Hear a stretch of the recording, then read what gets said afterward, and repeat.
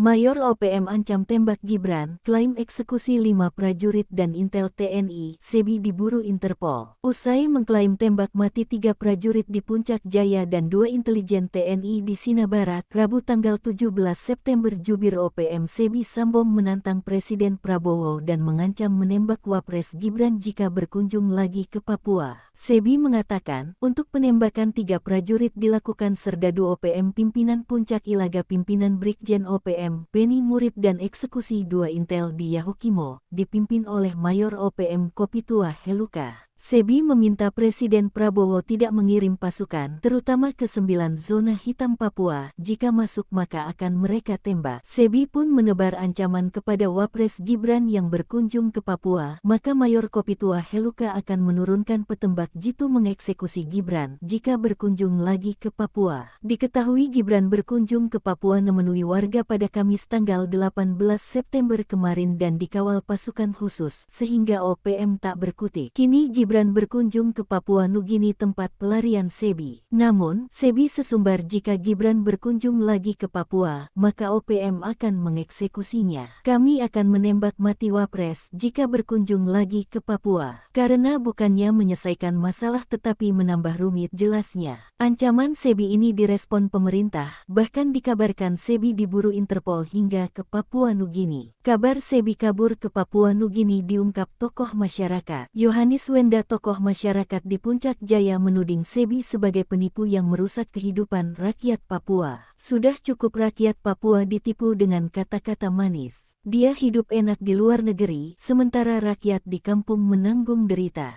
Jangan lagi menjerumuskan anak-anak muda dengan propaganda kosong, kata Yohanis, Jumat tanggal 19 September tahun 2025.